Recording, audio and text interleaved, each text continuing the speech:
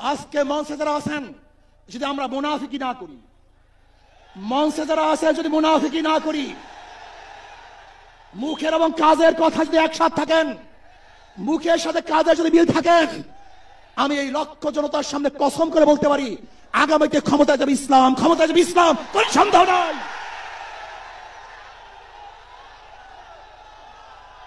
যদি আমরা মুনাফিকি না করি, যদি আমরা ঐক্যবদ্ধ থাকি, বাংলাদেশে একটা বাক্স ইসলামের নামে দিতে পারি, যেরকম আমেরিকা এবং ওই জারস ইসরায়েল ইরানের উপর আক্রমণ করে ভেবেছিল মুহূর্তের মধ্যে নিশ্চিহ্ন করে দিবে, কিন্তু আক্রমণ করার পর দেখেছে ইরানের গুহার থেকে কোথার থেকে বোম মিসাইল চলে আসছে। আমেরিকা এবং ইসরায়েল যেরকম অনুভব করতে পারে নাই, বাংলাদেশের বুকে যদি একটা বাক্স দেওয়া হয়, বাংলাদেশের ঘরের থেকে এমন মিসাইল বের হবে, এমন বোমা বের হবে, গোটা বাংলাদেশ থেকে, গোটা দুনিয়া থেকে ইসলামের দুশমনকে ধ্বংস করবে ইনশাআল্লাহ। আজকে সম্মেলন কেন? আমরা পিআর সিস্টেম নির্বাচন চাই, সংখ্যানুপাতিক হারে নির্বাচন চাই। বিএনপি কেন মানছে না? বিএনপি তো দাবি করেছে আমরা জাতীয় সরকার গঠন করব, এটা বিএনপির দাবি। আর জাতীয় সরকার গঠন করার জন্য সবচেয়ে ভালো পদ্ধতি পিআর সিস্টেম নির্বাচন। জাতীয় সরকার সর্বদলের অংশগ্রহণমূলক সরকার, আর সর্বদলের অংশমূলক সরকার গঠন হতে পারে একমাত্র পিআর সিস্টেম নির্বাচনের ভিত্তিতেই। তাহলে কেন বিএনপি মানছে না? কারণটা কি আমি তো বুঝি না। অবশ্যই বিএনপিকেও পিআর সিস্টেমে নির্বাচন মানা উচিত। সংস্কার চাই। বিএনপি বলছে আমরা সরকার গঠন করে ক্ষমতায় গিয়ে সংস্কার করব। প্রথম প্রশ্ন হলো এই, আগামীতে বিএনপি ক্ষমতায় যাবেন, এই গ্যারান্টি আপনি কে দিয়েছে? আপনি কিভাবে ভেবেছেন যারা 91 থেকে 96 পর্যন্ত ফেল করার কারণে 96 ক্ষমতায় আসতে পারে নাই, আবার 2001 থেকে 2005 পর্যন্ত দেশ চালাবার কারণে 2008-এ তারা ক্ষমতায় আসতে পারে নাই। 2001-এ বিএনপি ইশতেহার ঘোষণা করেছিল, সেই ইশতেহারের মধ্যে 10% বিএনপি বাস্তবায়ন করতে পারে নাই। এমনকি 2001-এ বিএনপির ইশতেহারের 1 নম্বর শর্ত তারা পালন করতে পারে নাই। আমি বিশ্বাস করি আগামীতে ক্ষমতায় কে যাবে না না যাবে আমি জানি না, কিন্তু বাংলাদেশের জনগণ কোন দুর্নীতিবাজ, চাঁদাবাজ, দখলবাজ, খুনিদেরকে আর ক্ষমতায় নিবে না। বাংলাদেশের জনগণ রক্ত দিয়েছে, জীবন দিয়েছে বাংলাদেশে চাঁদাবাজি করার জন্য নয়, খুন করার জন্য নয়, দেশকে দখল করার জন্য নয়, দুর্নীতি করার জন্য মানুষ রক্ত দেয় নাই, জীবন দেয় নাই। বাংলাদেশের মানুষ জীবন দিয়েছিল, মানুষ মুক্তি পাবে, শান্তি পাবে।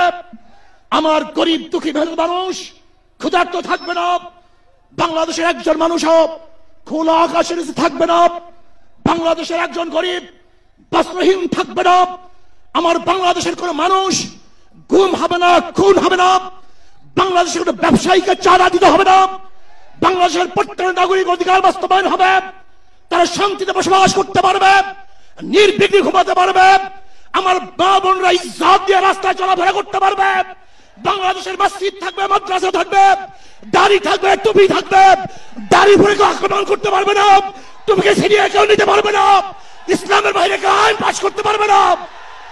এর জন্য মানুষ জীবন দিয়েছিল, রক্ত দিয়েছিল। দ্বিতীয়বার দাড়ি টানবে এই দৃশ্য দেখার জন্য মানুষ রক্ত দেয় নাই। মৌলবাদীর বিরুদ্ধে আঙ্গুল তুলবে, মোল্লা বলে গালি দিবে, আজকে টুপি দাড়িওয়ালাদেরকে ক্ষমতায় যেতে দেবে না, এই স্লোগান শোনার জন্য মানুষ রক্ত দেয় নাই। এই দৃশ্য দেখার জন্য বুকের তাজা রক্ত জমিনে ঢেলে দিয়ে মানুষ শাহাদাত বরণ করে নাই, বরং বাংলাদেশের মানুষ শাহাদাত বরণ করেছিল এই জাতিকে মুক্তি দেওয়ার জন্য, কোরআন ও সুন্নাহর আইন বাস্তবায়ন করার জন্য। বাংলাদেশের মানুষ ওই ভারতের গোলামি করার জন্য রক্ত দেয় নাই। বাংলাদেশের মানুষ ভারত আমাদের দেশে কর্তৃত্ব নেতৃত্ব করবে, আমেরিকা আমাদের দেশে কর্তৃত্ব নেতৃত্ব করবে, এর জন্য বাংলাদেশের মানুষ জীবন দেয় না, রক্ত দেয় নাই। বাংলাদেশের মানুষ সাধন, তারা নিজেরা আইন প্রণয়ন করবে, নিজেরা সংসদ পরিচালিত করবে, তারা নিজেদের পায়ে দাঁড়াবে। বাংলাদেশের মানুষ জীবন দিতে পারে কিন্তু কারোর গোলামি করতে পারে না। প্রিয় ভাইরা আমার, আমি বিশ্বাস করি আজকে মঞ্চে যারা আছেন, যদি আমরা মুনাফিকি না করি, মঞ্চে যারা আছে যদি মুনাফিকি না করি, মুখের এবং কাজের কথা যদি একসাথে থাকেন, মুখের সাথে কাজের যদি মিল থাকে, আমি এই লক্ষ জনতার সামনে কসম করে বলতে পারি আগামীতে ক্ষমতায় যাবে ইসলাম, ক্ষমতায় যাবে ইসলাম, কোনো সন্দেহ নাই।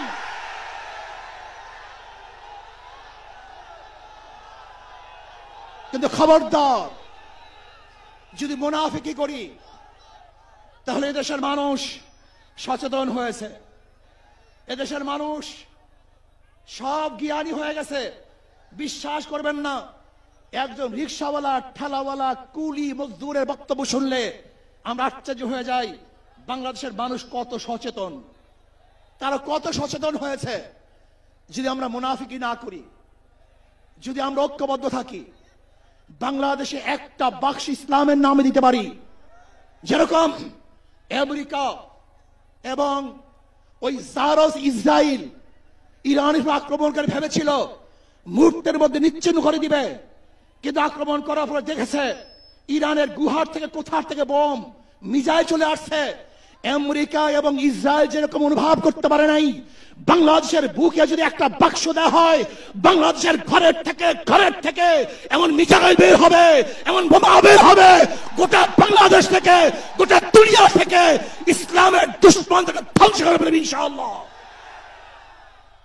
ঐক্য হন, মুনাফিকি করবেন না, একসাথ হন, ঐক্যবদ্ধ হন, এইটা আমার মেসেজ থাকবে। যদি ঐক্যবদ্ধ ভাবে ক্ষমতার লোভকে সংবরণ করে আমি ক্ষমতায় যেতে চাই না, ইসলামকে ক্ষমতায় নিতে চাই। আমি ক্ষমতায় যাইতে চাই না, কোরআন ও সুন্নাহকে ক্ষমতায় নিতে চাই। যদি আদর্শ লালন করেন, এই নীতি আদর্শ যদি গ্রহণ করেন, ইনশাআল্লাহ নাসরুম মিনাল্লাহি ফাতহুন করিব, অবশ্যিরিস সাবিরিন। সেই দিন আসতেছে, আমি দেখতেছি, মনে হয় আমার চোখের সামনে আমি দেখতেছি ওই সংসদের মধ্যে কলেমার কথা হবে, কোরআন ও সুন্নাহর কথা হবে, লা ইলাহা ইল্লাল্লাহ উচ্চারিত হবে। গোটা বাংলাদেশের মানুষ শান্তিতে বসবাস করতে পারবে, জুলুম থাকবে না, অত্যাচার থাকবে না, অবিচার থাকবে না।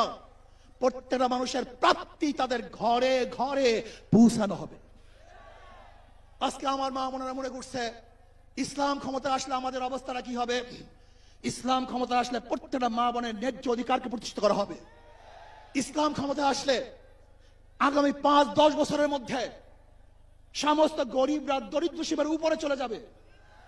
ইসলাম ক্ষমতা আসলে 28 লক্ষ কোটি টাকা বিদেশে পাচার হবে না, দুর্নীতি থাকবে না, জুলুম থাকবে না, অত্যাচার থাকবে না, নির্বিচার কোনো মানুষ আর খুন হবে না, গুম হবে না। ইসলাম ক্ষমতা আসলে শ্রমিকদেরকে তাদের অধিকার আদায়ের জন্য রাস্তায় নামার কোনো প্রয়োজন হবে না। ইসলাম ক্ষমতা আসলে কৃষক, শ্রমিক, মজদুররা তাদের অধিকারকে প্রতিষ্ঠিত করার জন্য ইসলামী সরকার তাদেরকে নিয়ে কমিটি গঠন করে তাদের প্রাপ্তি তাদের কাছে পৌঁছায় দেবে। আসুন ইসলামী হুকুমাত কায়েম করার জন্য আমরা চেষ্টা করব। আজকে আমাদের এই জনসভায় যশোর থেকে আমার কিছু ভাই আসার সময় তারা অ্যাক্সিডেন্ট হয়ে শাহাদাত বরণ করেছে। আল্লাহ তাদেরকে জান্নাতুল ফেরদাউস দান করেন। আমার অনেক ভাইয়েরা আহত অবস্থায় আছে, আল্লাহ পাক তাদেরকে সুস্থ করে দেন। আসুন আজকে জনসমুদ্রে আমরা আসছি, আমাদের টাকা নাই, পয়সা নাই, নিজের পয়সা দিয়ে এসছি, নিজের খানা খেয়েছি। এই জাতিকে, এই দলকে, এই কাফেলাকে গোটা দুনিয়ার কোনো প্রশক্তি পরাজয় করতে পারবে না, থামিয়ে রাখতে পারবে না। অবশ্যই ইনশাআল্লাহ আমরা বিজয় হব। আল্লাহ আমাকে এবং সবাইকে ইসলাম হুকুমাত কায়েম করার তৌফিক দান করেন। আমা আলাইনা ইল্লাল বালাগ। আসসালামু আলাইকুম ওয়া রাহমাতুল্লাহি।